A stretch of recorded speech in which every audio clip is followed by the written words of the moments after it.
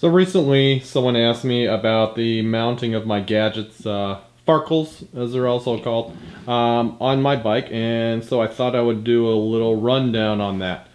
Oops, sorry about the glare.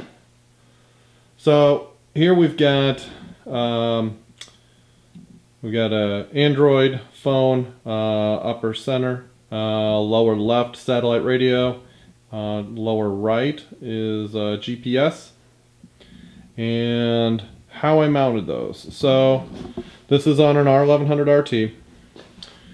What I did is, using RAM mounts, you can see that they are attached, try to do this here, to a ball that goes in here. There's a ball that has a 8mm bolt that goes through it that replaces the bolt for the handlebars. In this case is a 3-inch arm, I believe, to another ball that has a square backing on it that just happens to perfectly bolt right into the back of this, what is this, an XM Onyx satellite radio.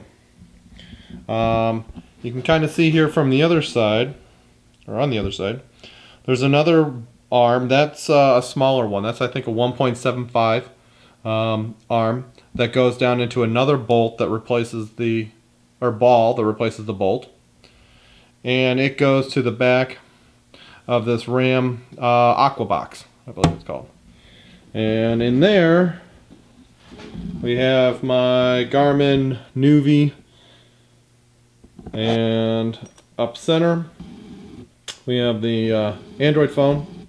Now that's a little different. That's mounted on this shelf that I made out of aluminum. What I did is, you can see kind of underneath there's a rod that goes through that's clamshelled in between here so it can be adjusted and doesn't move. And then I made a mount that attaches onto, this is another RAM mount. What's interesting about this one though is it's spring loaded.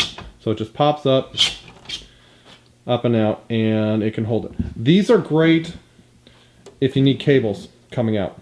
I've got a power cable here, I've got a phone cable going in, and then up on that same shelf I have, this is a volume control that goes to a amplifier that all of these feed into. Then that goes into my autocom system, but this way I can control the volume on the fly. And of course we've got the little retractable stylus, 3D. Little cord on there in case I drop it. It just springs back, and I took a black tube and taped it up underneath there, and it holds in there. That works. I've got the old garage door opener. Down here, these are additional switches for additional lighting that I put on. But the RAM mount stuff is fantastic. I've always gotten my stuff from a small independent guy up in Milwaukee, Cycle Nuts. I'll put the website up on the screen there. Fantastic guy. Really good to talk to if you want to try to work around a situation. He goes to a few of the rallies. Good website. Prices are great. Shipping is right away. And that's really important, because when you're putting this stuff together, there's a lot of little parts and components that you got to try to configure in order to just get this to look right. I mean, we've got a 3-inch and a 1.75, and that ends up being even. And if you look kind of way down there, I actually put an aluminum plate going across underneath the instrument panel, and into that I've got a USB charger, and that way I can plug my phone into that, or the GoPro that I have mounted on the front, I can run a USB around to that in order to power it while I'm riding. The GoPro has a Wi-Fi pack, so I can turn it on and off from the phone, so that seems to work out great. So as a follow-up to the gadgets, they've all got to get power from somewhere. So how do you power everything? The one thing that I did was stay away from the bike's electrical system, the CAN bus system. I didn't want to screw with that. So I put in an auxiliary fuse panel, and that is connected with the key, so when you turn that on, it powers up. It powers now everything. If I screw up my wiring, or if something gets shorted, or whatever, all of that accessory stuff can crap out. Fine, the bike's still running. What I did is I put that all underneath the seat. So, we take this off. We've got the power connection for the heated seat. Undo that. There we go. That side. And we got the main seat, and we'll just tip this up.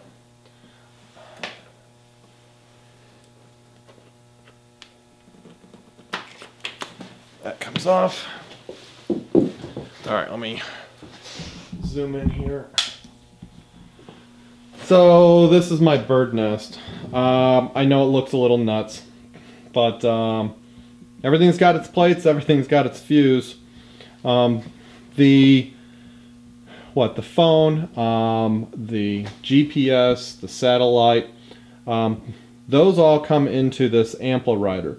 And this is a motorcycle specific amplifier made from a guy in Canada. Look it up online, I'll put the website up. Really good guy, out of his house, fantastic stuff. Used it for years, bulletproof, works really well, reasonably priced. Comes with a volume control, and that's why I got it, because I really wanted the volume control. And it allows me to put a lot more into my autocom than it was set up for. So that all goes under there. Power distribution comes through this Centec AP1 fuse panel. And this, like I said, is keyed.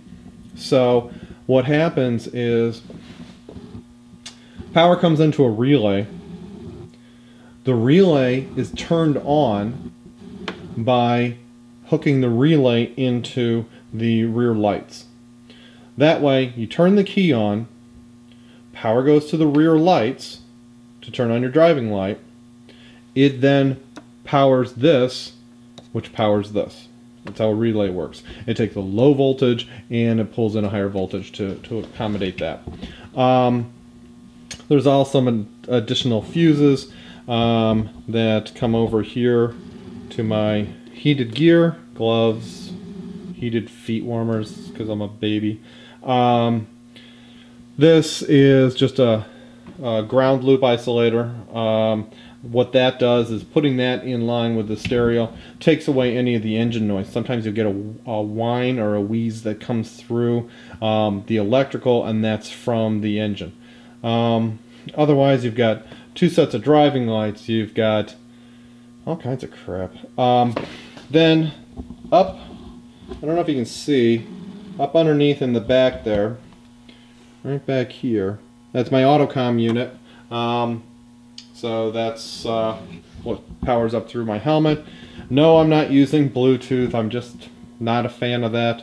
I don't want to have to keep charging things, and I don't like the way that it prioritizes. So it looks like a mess.